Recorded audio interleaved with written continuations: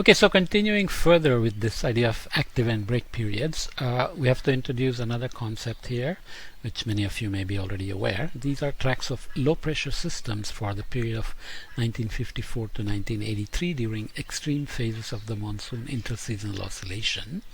Active phase, where the monsoon interseasonal index is greater than 1, and break phase. So you can see that most of the so-called low pressure systems, which bring moisture and contribute to as much as 60% of the seasonal total rainfall, happen during the active phase. During the break phase, the organization of LPSs is not so systematic. The number is much smaller.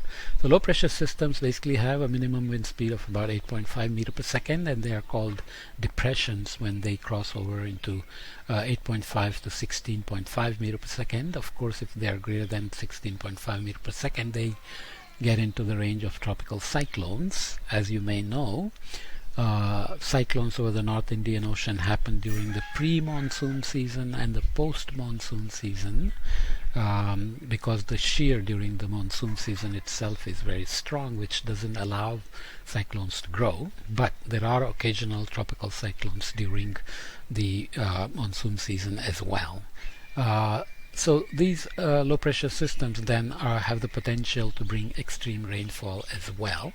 So the processes have to be understood. As we will see, it's not completely understood yet, but we will add some details to what we do understand. Cyclones themselves are changing, so the Arabian Sea is becoming more active, especially during the post-monsoon, and Bay of Bengal, of course, continues to be active both during pre- and post-monsoons. And the pre-monsoon cyclones are happening during the second half of May, which are beginning to interact with the monsoon trough and potentially contributing to monsoon onset and evolution during June at least, and so on and so forth, which again comes back to how they will affect the extremes during the season after the monsoon onset. Okay, so I will leave it there in terms of cyclones, but remember that active periods is when the extremes happen predominantly, and you can look at the rain rates to begin with in this way. Number of events during 1980 to comparing 1950 to 1970 and 1980 to 2000, the two lines shown here. As the rain rate increases, you expect the number of events to drop, because that's why the extreme events are extreme, because they happen less frequently than the normal rainfall. Looking more specifically within these rain rates in these gray boxes as B, C, and D, you can see that in the rain rates of 1 to 5 millimeter per day, the two periods are not very different. Same goes for rain rates from 5 millimeters to 100 millimeters per day. They are almost the same. But when you look at rain rates greater than 100 millimeters per day, the number of events in the red, or in the latter period 1981 to 2000, is clearly higher, especially when you go to these extreme rain events greater than almost 400 millimeter per day. There are no blues there at all, right? But even here you can see that the number of events jump out compared to the previous period. Okay, you can also see it in this way, where we are looking at the same period again.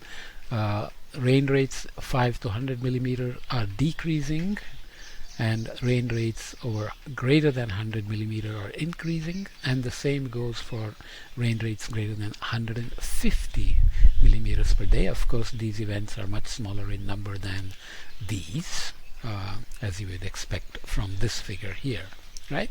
So this is what we have to understand, that the extremes are definitely increasing. Is it the temporal variability that's increasing, or is it the spatial variability that is increasing?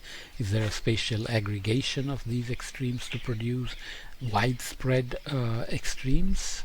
And what are the processes, whether they are synoptic low pressure systems that we just mentioned, and how are they changing with warming, and whether they are produced by mesoscale convective systems, which are not necessarily associated with mesoscale convective clusters, complexes which are not necessarily associated with synoptic weather. Okay, so we will look at some of those kinds of details in the next podcast. Maybe I'll add another point here before moving on. We will look at the details in terms of two papers. This is from Francis and Gadgil, which looked at the extreme rainfall events defined as greater than 20 centimeter per second, 20 centimeters per day over these western coastal regions, and they looked at systems which are associated with so-called tropical convergence zone with low outgoing long wave radiation, which corresponds to deep convection.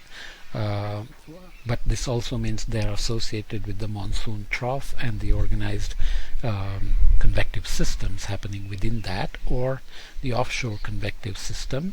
If you look at the monsoon mean rainfall, its maximum is here over the ocean. As the southwesterly jet comes up and has to climb the Western Ghats over here, it begins to slow down, and the ocean feels those winds, and the air-sea interactions and the SST variability begins to control the moist static energy over the ocean. So the offshore convective systems can influence extreme rainfall over the land stations. And there is the mid-tropospheric cyclone, which is associated with the moisture loading and the monsoonal circulation, and there is offshore vortex also that's often present. But looking at the number of events of intense rainfall with greater than 20 centimeter per day, which is pretty high, associated with each class of convective systems, they argue that TCZ accounts for more than 63 events out of the total they looked at. But you can see that they're only looking at the coastal stations. Nonetheless, the others account for far fewer, whereas looking at interannual variability here, 85 a normal year, 86, 87 dry years, and 88 wet year, you can see that the distribution of active and break obviously are different for these years. Drier periods seem to have longer break periods, especially at the end, whereas the wet year here has lots of rainfall during the end, and there is evidence that the interannual variability of the monsoon rainfall, seasonal rainfall, tends to come from variability in August and September, the withdrawal phase, which means it may be a lot of recycled rain of the previously fallen soil moisture loading and so on. Also more active periods during a wet year, and this means the drivers, external drivers like El Nino, probably have an influence on extreme events as well. And the mesoscale convective complexes or convective systems contribute to a lot of rain over India, so the exact mechanisms that bring extreme rain events over India have to be more carefully studied, but we will see that there are processes that are responsible for aggregating the extreme events into larger spatial scales, and we'll see a little bit about that as we go forward. This is just showing that there is a lot of topography which favors topographically driven rainfall and extreme events, but looking at active and break periods here, you can see the topography in contours there as well and potential influence of those. You can see that the active period tends to have most of the separated mesoscale convective systems compared to the break period, which is much more obvious in this difference of active and break periods. So this confirms again that extreme events are more common during active periods, and mesoscale convective complexes are potentially contributing a lot as well, in addition to this synoptic systems riding along the monsoon trough or the tropical convergence zone.